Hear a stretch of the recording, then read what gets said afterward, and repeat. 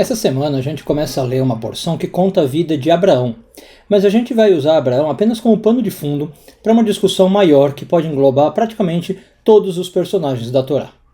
Eu sou Yair Alon e essa é a Energia Semanal.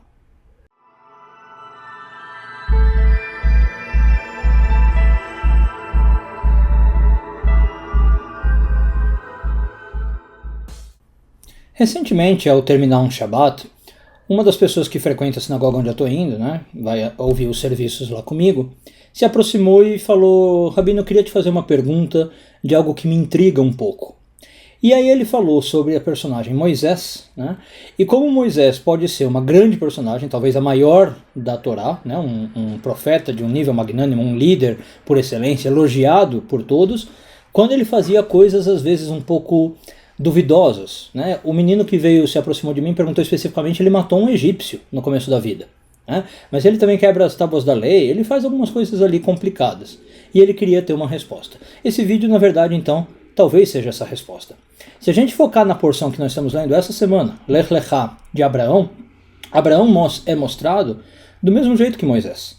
Abraão é uma grande figura, é o pai do monoteísmo, ele descobre o Deus único. Sim, é verdade. Mas Abraão tem erros. Abraão tem falhas, vários pontos da história de Abraão são questionáveis. A gente poderia falar, nossa, que homem é esse que está fazendo isso? Para dar um exemplo, se você não conhece muito a Bíblia.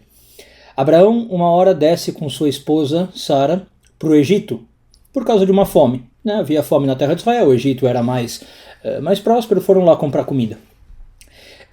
E o Abraão fala para Sara, ele tinha medo de que a Sara fosse ser raptada pelos egípcios, não sei se era uma prática comum da época ou fruto de um preconceito, mas ele falou, olha Sara, eu acho que você é uma mulher muito bonita, eu sei que você é uma mulher muito, muito bonita, você talvez vai ser raptada, e para evitar problemas, eu queria que você dissesse que você é minha irmã e não minha esposa, porque se falar que é minha esposa, alguém pode me matar para ficar com você. Falando que é irmã, não, vão te raptar, mas não vão me matar. Já começa por aí, a coisa é estranha, mas tudo bem. A gente vai lendo a história, vai se desenrolando o fio da meada, e a gente vê que a Sara, apesar disso, desse acordo entre os dois, ou talvez justamente por isso, desse acordo, ela é raptada de fato. O faraó pega ela e leva ela para o palácio. Muito bem. E aí, continuando a história, Abraão acaba recebendo um monte de benesses por causa disso. Ele acaba recebendo um monte de riquezas do faraó. Então ele fala assim, mais ou menos como se fizesse uma negociação de casamento. Tá aqui minha irmã, me dá sua irmã, eu vou te pagar e tal. E passado um tempo, o faraó descobre a farsa, descobre o problema. Descobre que na verdade aquela mulher que ele pegou, a Sara, não era irmã do Abraão, mas sim a mulher. Ele começa a sofrer espiritualmente, Deus amaldiçoa a casa do faraó. E o faraó chama o Abraão e fala, pô Abraão, você pegou pesado comigo, você mentiu na minha cara, você mentiu na cara dura, você falou que ela era sua irmã, que não era sua esposa, eu peguei ela, tal, te dei dinheiro, você fez isso.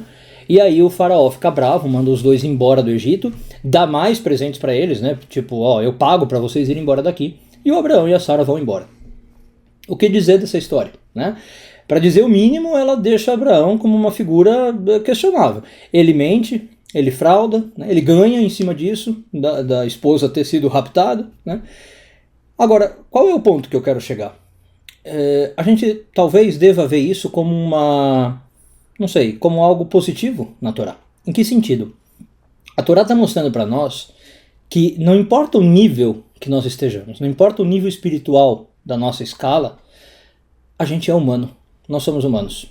Os heróis da Torá, as figuras que aparecem na Torá, elas erram, elas falham, elas têm conflitos internos, elas têm dúvidas. Elas mentem, elas traem, elas têm acesso de raiva, elas matam. E mesmo assim, a Torá está mostrando para nós que essas pessoas conseguiam se conectar com Deus. São pessoas que, apesar dos seus erros, apesar das suas falhas e apesar dos problemas, conseguiam levar uma vida espiritual.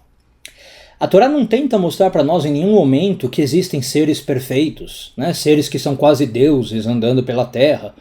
Aliás, eu acho que se fosse isso, a Torá pouca valia teria para nós.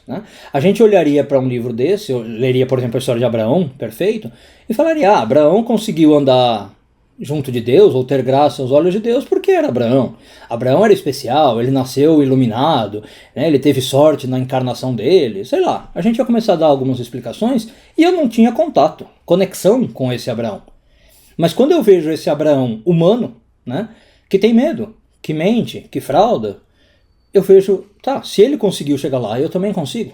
Se Abraão conseguiu, por exemplo, ouvir a voz de Deus, falar, sai da tua terra, vai para uma terra que eu vou te mostrar, você vai ter bênçãos, quer dizer, eu também chego lá, eu também consigo. Um outro exemplo que eu sempre cito nas minhas aulas, o rei Davi, né? O rei Davi faz uma coisa abominável, ele mata o homem de uma mulher para ficar com a mulher desse homem, né? Ela era casada. Os sábios ficam no Talmud páginas e páginas discutindo se Davi cometeu adultério ou não, né? Na literatura brasileira a gente tem o Bentinho e Capitu, né? Se Capitu traiu o Bentinho ou não. Na literatura talmúdica a gente tem se Davi cometeu adultério ou não. E mesmo assim Davi era a pessoa que era. Um cara elevado que conseguiu se conectar com Deus, fazer salmos maravilhosos. Existe hoje em dia, não sei o quanto vocês leitores, ouvintes, estão acostumados com isso, mas existe hoje uma literatura religiosa, vamos chamar assim, que consiste em lançar biografia de grandes sábios, né, do passado. De grandes rabinos do passado, ou até do tempo moderno. E essas biografias tendem a escrever só coisas boas sobre esses homens, só coisas maravilhosas e perfeitas, e de como eles eram, como eu falei, quase deuses andando na Terra. Eu acho que, sinceramente, isso não devia nem ser chamado de biografia. A biografia, ela é para ser realmente um relato da vida da pessoa, com problemas, com acertos, com falhas e com coisas positivas. Essa biografia, né, como a gente fala, talvez seria mais o que a gente chama no termo técnico hagiografia. O que é a hagiografia? Escrever sobre a vida de um santo. Eram textos típicos da Idade Média, onde você escrevia sobre um santo, geralmente na Igreja Católica, mas pode ser de qualquer religião, falando como aquele santo era perfeito, maravilhoso e só fazia coisas boas. Isso eu acho que é, às vezes, um desfavor para nós. Porque a gente começa a endeusar essas pessoas, a gente começa a pôr essas pessoas num patamar que elas não estão e nem precisam estar. Percebe? Não faz falta nenhuma a gente colocar essa pessoa lá para dizer que ela é maior. A pessoa foi grande o suficiente com as falhas dela. Por que eu acho que é um desfavor? Porque isso talvez traz uma baixa autoestima para nós que lemos isso, né? A gente fala, imagina que eu vou chegar no nível desse homem. Imagina que eu vou conseguir isso. Esse homem era especial, eu sou diferente. Eu sou um pobre coitado. E isso às vezes talvez afaste mais a gente da espiritualidade, do caminho de Deus, do que aproxime. Eu acho que seria muito mais interessante mostrar a vida desses homens com os problemas que tiveram, as dúvidas, né?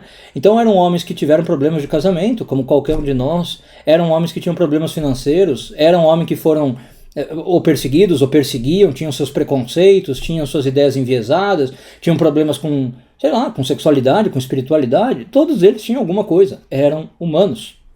Então é interessante notar, eu acho que posso falar sem exagero, que a Torá inteira não louva nenhum homem 100%. Né? Sempre, qualquer personagem que aparece na Torá tem alguma falha. Né? É verdade que a gente também não precisa só focar nessas falhas e falar que isso desmerece alguém. Esse é o propósito desse vídeo. Né? Não é que você fala assim, então Moisés fez isso e pronto, já não é mais Moisés, já não tem a grandeza, ou Abraão fez aquilo. Não, a questão é nem 8 nem 80, como sempre na Kabbalah. Né? Eu não preciso endeusar esses homens, mas eu também não preciso só focar nas falhas, né, e falar que eles não foram nada. Não, eu preciso perceber que é justamente a junção das duas coisas que fez esses homens, grandes homens. Né? Com suas perfeições e suas imperfeições, com seus acertos e com seus erros. E mais do que isso, a lição que eu queria que você talvez levasse ao fim desse vídeo é que nós somos esses homens. Né? Nós estamos caminhando espiritualmente, nós podemos nos conectar com Deus, nos elevar espiritualmente com os nossos erros, com as nossas falhas. Vamos trabalhando, vamos reconhecendo, mas isso não nos impede de nada. Não existe isso de nascer um homem de sorte espiritualmente, um homem iluminado, um homem com um karma ou uma encarnação melhor, e aqueles são escolhidos para se conectar e nós não. Né?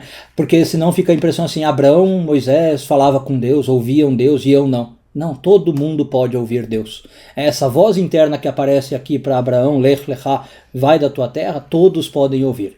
Basta a gente saber sintonizar, basta inclusive a gente saber nos dar o valor adequado, né? Ter autoestima, e essa voz certamente será ouvida. Uma boa semana a todos, Shavua Tov e tudo de bom.